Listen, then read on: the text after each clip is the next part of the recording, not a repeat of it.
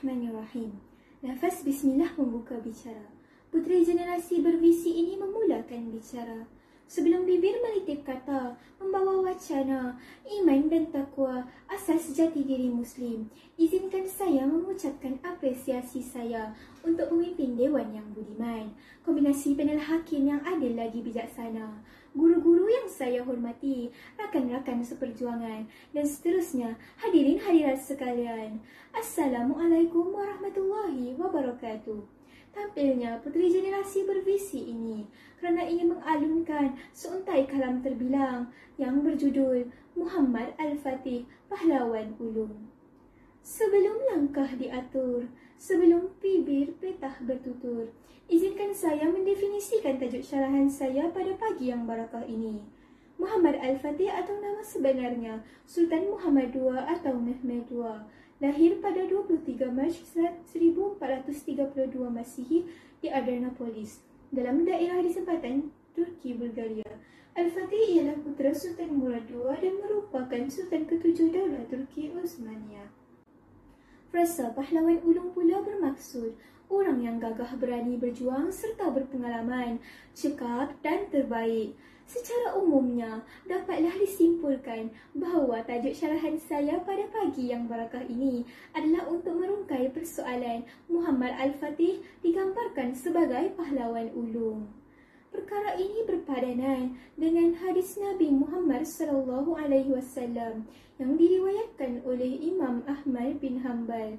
Sabdanya, "La tuftihanna al-Qustantiniyah, fala ni'mal amiru amiruha, wala ni'mal jaysh, dhalikal jaysh." Mafhumnya, kota Konstantinopel itu akan jatuh ke tangan Islam. Pemimpin yang menakluknya adalah sebaik-baik pemimpin dan sebaik-baik tentera adalah tenteranya. Bersandarkan kepada hadis tersebut, para khalifah semenjak zaman kerajaan Umayyah, Abbasiyah dan Utsmaniyah cuma membenarkan hadis Nabi Muhammad SAW bagi menjadi sebaik-baik pemimpin dengan memimpin cubaan menakluk kota Konstantinopel. Warga Dewan penerus wawasan.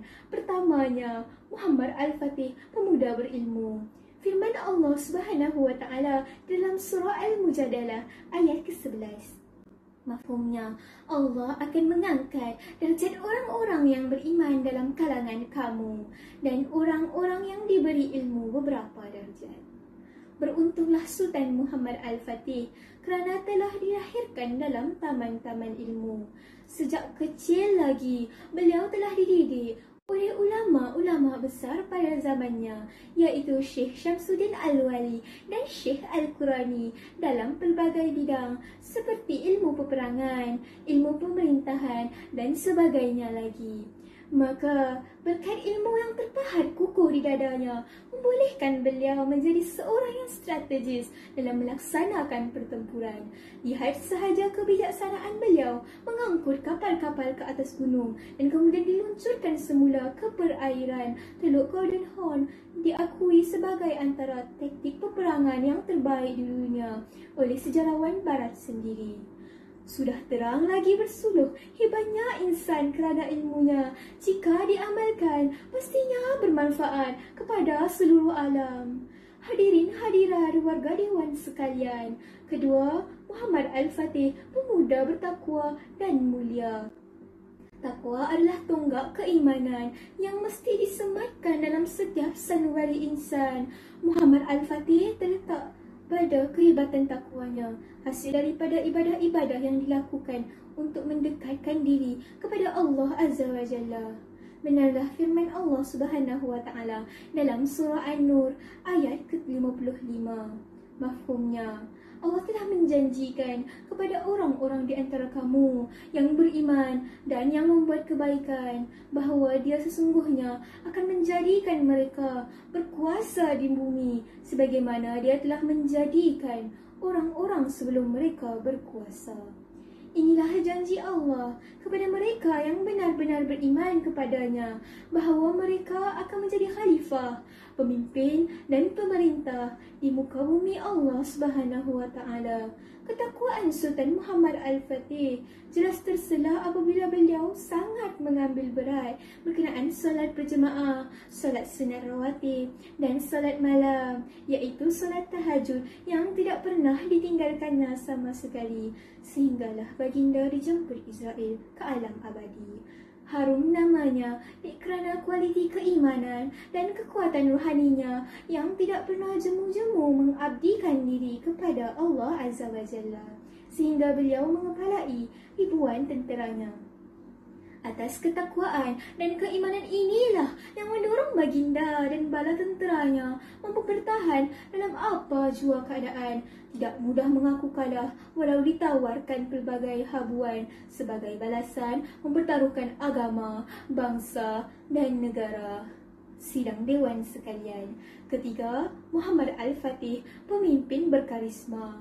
Wahai tenteraku, aku bersedia untuk mati di jalan Allah. Siapa yang mahukan syahid, ikutlah aku.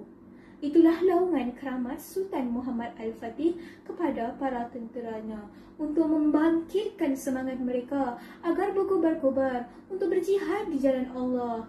Ini jelas membuktikan daya kepimpinan yang wujud dalam diri baginda, bersendikan agama, bertunjangkan akhlak terpuji yang akhirnya telah membentuk karisma kepimpinan dalam diri. Lantas, beliau bersedia memikul amanah menjadi pemimpin yang berjaya kepada angkatan tenteranya. Terbukti sudah pemuda yang berbangga dengan jati diri agama dan bangsanya pasti bersedia memikul amanah menyerajui kepimpinan masa hadapan dalam mencipta keunggulan yang lebih gemilang agar ummah sejahtera. Sidang hadirin umat pilihan, Sultan Muhammad Al-Fatih pemuda berintelektual.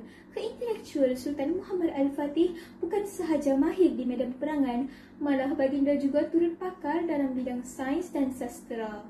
Ketika waktu baginda kecil lagi, telah dihantar ke Amasya untuk menimba ilmu agama dalam pelbagai bidang. Antaranya ialah Al-Quran, Tauhid, Hadis dan Fiqah.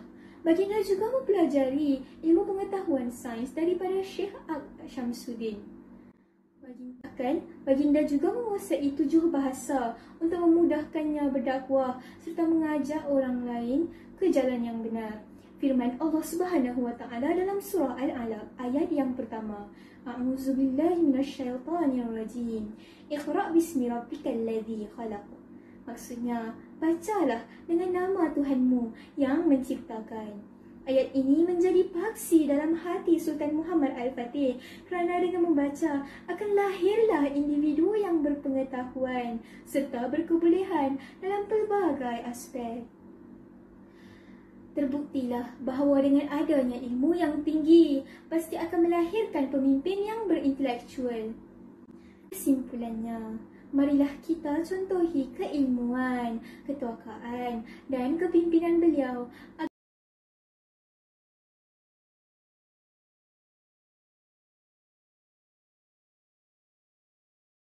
Terima kasih.